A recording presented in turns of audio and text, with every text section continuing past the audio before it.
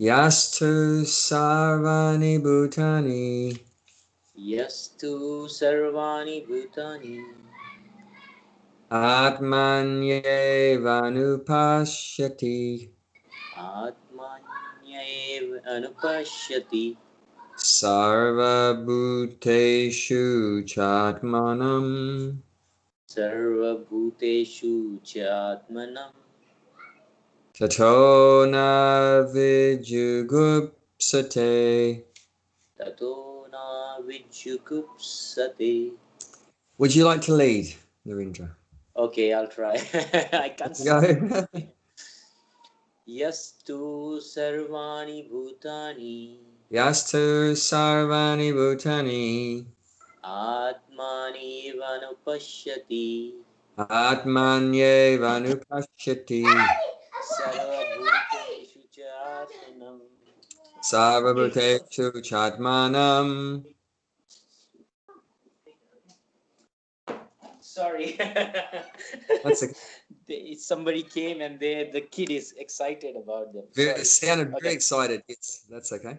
Sarvabhuteshu cha atmanam Sarvabhuteshu chatmanam tato na vidyugupset.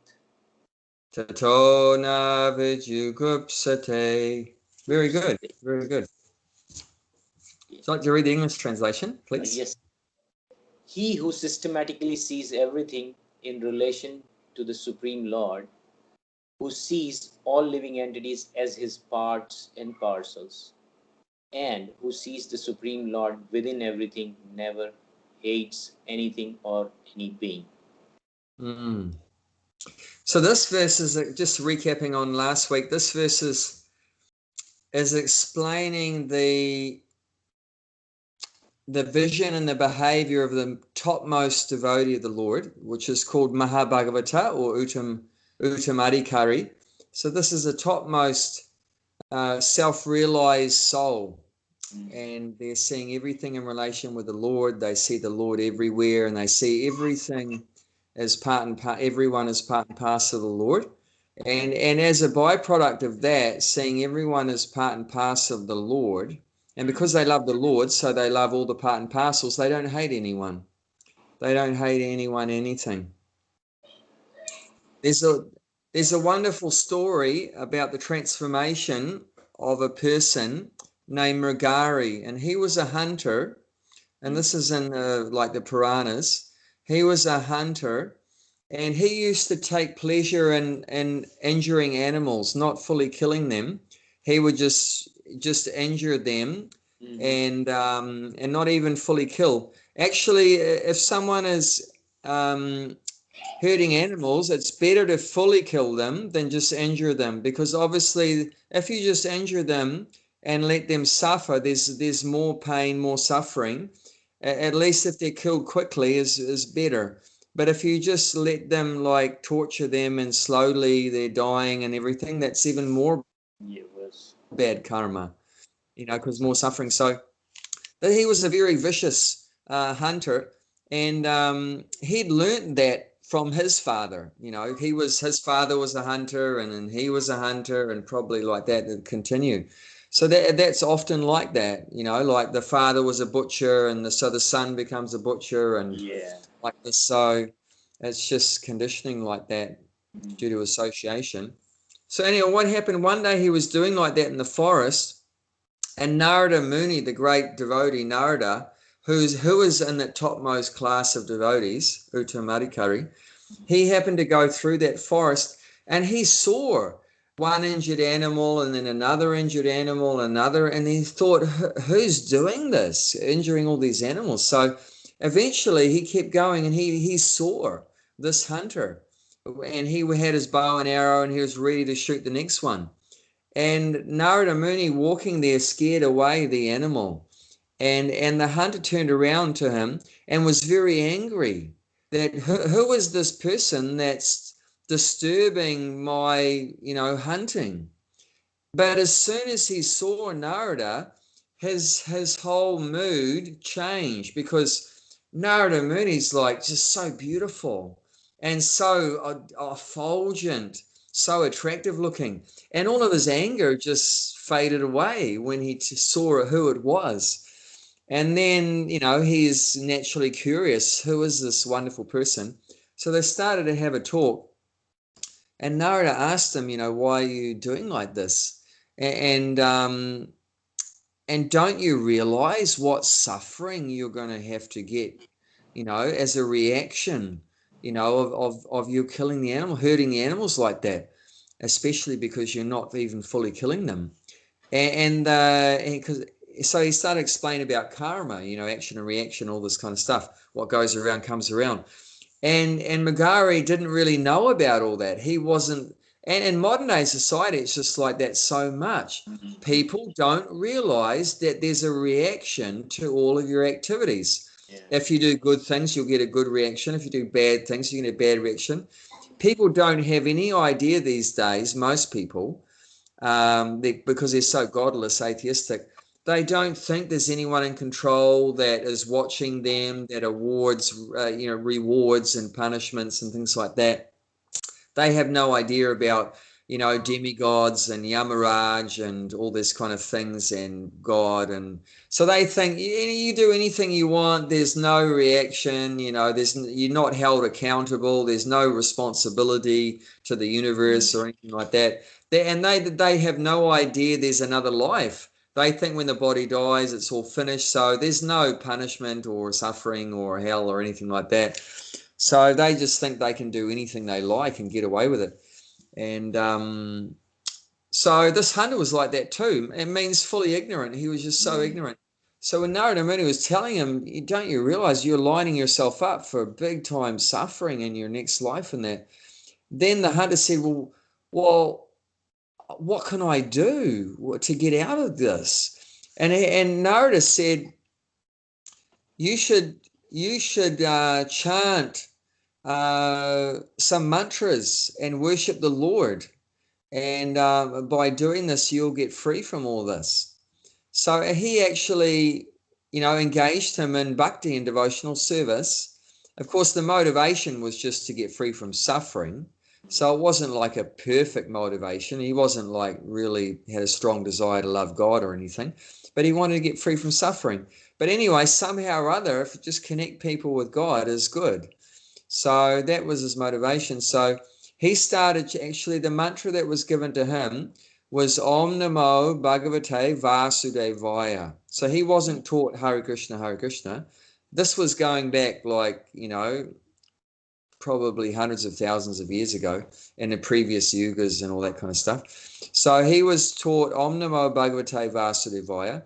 And then Narada showed him how to make a little deity, an archa vigraha, out of mud, out of the earth, because they're in the forest, right? So out of the earth, they made a little murti like that. And he said, you chant in front of the murti, the deity, and you do some offerings, like offer some food or flowers or whatever like that to the deity. So he started doing like that. And then Narada said, see you later, good luck, all the best sort of thing. And then, so he trained him up and then he left. And then after some time, some months or whatever period, he came back with a friend of his named Parvat Muni. So Parvata Muni and Narada Muni are two sages. They're two very good friends. So he came back with his friend to check up on his disciple, because Narada had like initiated him into how to do bhakti. So he came back to check up how his disciple's doing. And from a distance, his disciple saw his guru and friend coming, and he was so excited, so happy. He started to run towards his guru and friend. And as he was running, they noticed he was like running in a very unusual way. He was like skipping around and jumping over things, and they wondered what he's doing. And then he went to, as the culture is, to offer respect, you should bow down. So he went to bow down, but they noticed something very unusual. Before he bowed down, he used the cloth he was wearing to clean the ground underneath him. And then because he laid full down dandavat. Dandavat means you fall down like a stick, like a stick. You fall, your whole body, you drop it on the ground like a stick. Because danda means like rod, right? Stick, like a rod, a stick. So he fell down, but before falling down the ground, he cleaned the ground underneath, then he fell down. So then when they were close, they asked him, why were you skipping around like that and then you cleaned the ground? He said, because there was some ants there and I didn't want to hurt the ants. And then Narada turned to his friend Parvat and said, just see, before he used to enjoy torturing animals, now he doesn't even want to kill an ant. Now he's become Krishna conscious. He doesn't even want to hurt an ant. So this is what happens as we develop and advance in our consciousness. Then all the hatred goes away and anger and all this kind of things naturally as a byproduct. You see the ant also has a relationship with the Lord, and the Lord is also within the ant, and you see the Lord everywhere, and you don't want to hurt anything, and like that. It's just amazing transformation, and I've seen that in myself. I mean, I was also brought up similar way. I've seen my father killing animals, shooting them with guns and everything, and then I also had a gun when I was a teenager, and I used to shoot things too. And if I think back on that, I feel really bad what I have done, that I used to inflict pain on so many creatures, and not because we really needed to do that, because we had so much food and everything, but it was just like a sport. And now actually in New Zealand is duck shooting season is starting. So now there will be thousands of people will be going around with guns and shooting ducks for over the winter time. They shoot so many ducks mainly.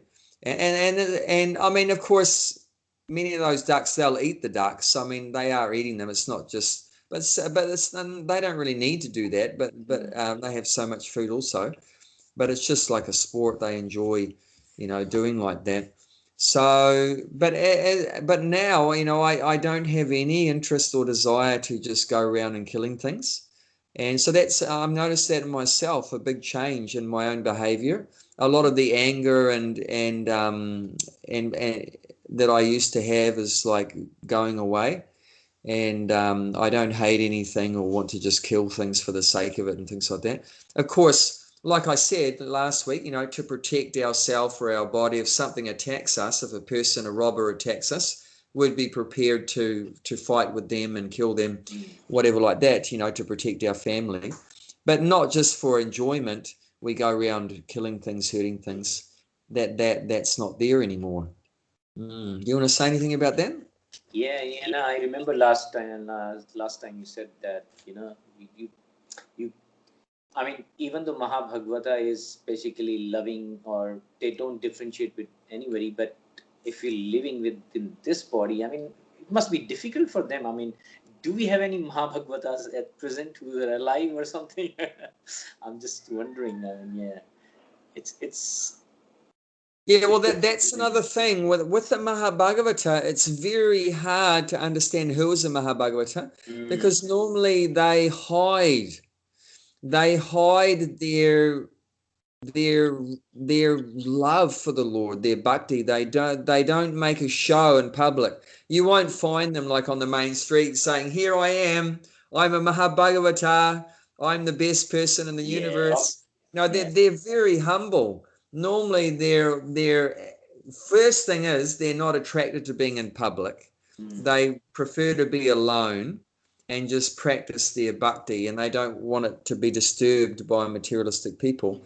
So it's very hard to find them, and then hard to identify them because, like I said, they don't make a show that they have a lot of love for God, and it's sort of hidden.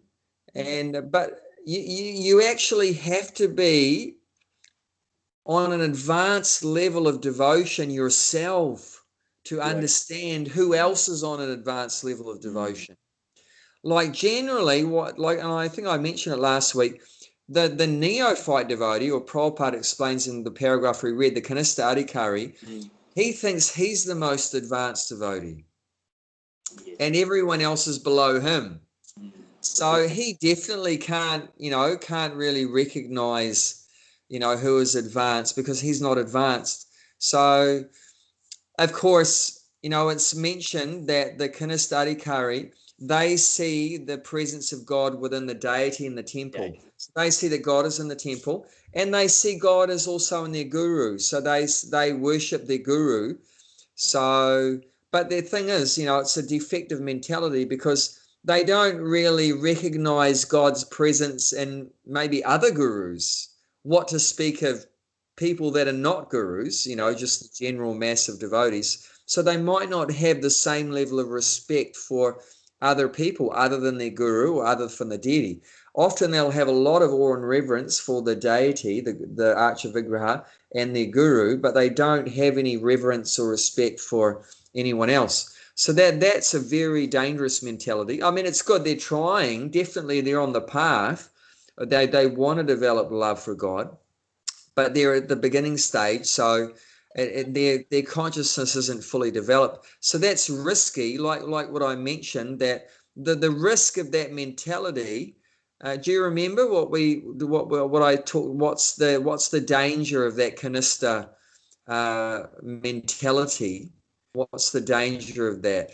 When you think you're a very good devotee and there's a pride there. So what's the danger of being very proud? I think is it falling down? I think, I mean, yeah. Well, Yeah, if there's a saying, pride comes before the fall.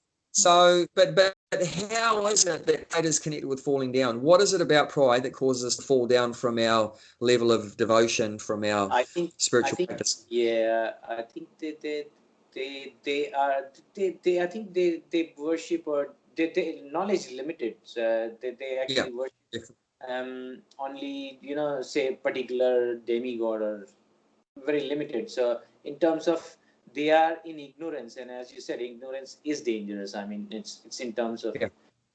Mhm. So I don't exactly remember what you said, but I think, I Yeah, mean, from the understanding, yeah. yeah. So they Mm, have very limited or narrow mind, or mm. basically because they are ignorant, they don't have the full knowledge. Yeah. And But, but let's try to think about it a bit more. If we're ignorant, what is our treatment of other people going to be like? if you are ignorant, you treat, If well, you ignorant means part of one of the symptoms of ignorance is pride. So mm, if you're an ignorant person, you don't really understand your position as a tiny soul and mm, very insignificant, very helpless, and you think you're very great. You think you're very great, very important, like that, very advanced, and so that's a symptom of ignorance. Is that we're very proud, very arrogant. So then being in ignorance and being as a result of that very proud, very arrogant, how does such a person treat others? well, obviously he doesn't treat other people equal, because he thinks he's better than others. I mean, yeah, that's, isn't it? Yeah, and generally when you think you're better than others, what do you do with others? You exploit them. You Exploit compete them with them, or you exploit insult them, them. you even the worst thing is abuse them. You Yeah. abuse someone, push them down. Come on, hurry up. I need you to clean my socks. It's like you just want to get people to do menial service for you and, treat them like a slave. And, you're the master and they're the slave. And, you just push them around and, don't have real affection and love. You treat them like you're a Mm. slave. So, and as soon as we do that, as soon as we act in an abusive, exploitative, demeaning way, and hurting others, either verbally hurtful words like that, or swearing and anger and words, or physically is the worst, like Mm. hitting people and beating and so forth like that. So as soon as we act offensively or disrespectfully towards others, immediately our own bhakti is spoiled. Oh. Because like I said, Mm. everyone's part and parcel of the Lord, so the Lord doesn't tolerate that. As soon, you know, like if one of your children hurts the other child, you the father are not going to tolerate that. You love all your children equally. You're not going to be happy if one child is hurting another child. So, and like one child might be older than the other. So obviously he's got an advantage. So he might use that, to physically, dominate the other child and keep him down like that. But the parent's not going to accept that behavior. It's also God doesn't accept, that one person's thinking, I'm very great, I'm very advanced, and I'm, push you down and everything like that. And so immediately our own devotion will be spoiled. And often what happens is, for that kinestadikari, when God's not happy with their behavior, he'll take away the pleasure they feel in bhakti. So the taste they have for chanting, they'll lose taste to chanting, they'll lose taste in the scriptures, they'll lose taste in the satsanga, the sadhusanga, they'll lose taste in having prasadam, they'll lose taste in going to the temple, and basically they'll just fall away. It's not that, anything, it's not that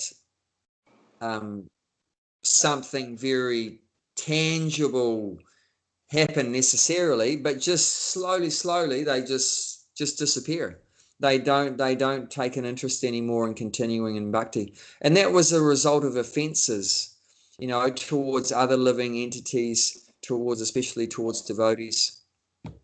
Actually, it's not good for us to behave badly towards any living entity, and that's called jiva himsa. Jiva himsa. So that means jiva means living entity, and himsa means violent. So violent any living entity, but it's 1,000 times worse to be violent or offensive to devotees. So as soon as we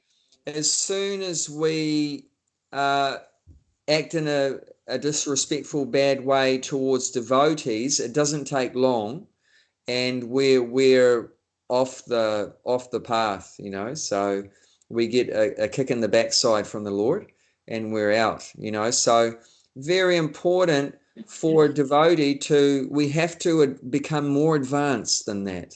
And we have to get more knowledge, like we're saying, the root cause of the problem is ignorance. So we have to get out of ignorance. So we need knowledge. And what is the first knowledge? And Krishna explains that in the 13th chapter of Bhagavad Gita, text 22. Is it 22? No, not 22. 13th chapter, text.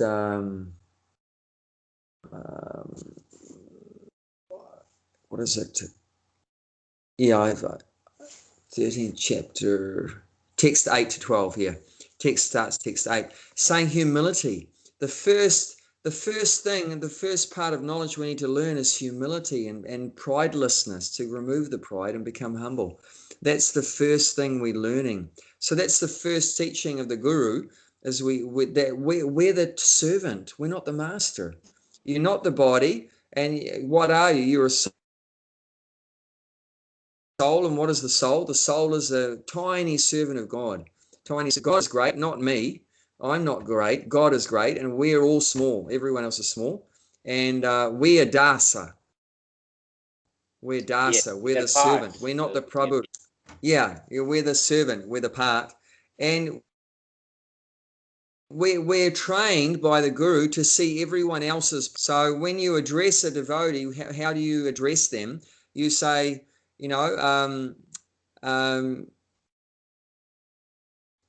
Govinda Prabhu or Rama Prabhu or Hanu, and if someone asks, who are you, you don't say, I am Abhay Prabhu. No, I'm not Abhay Prabhu.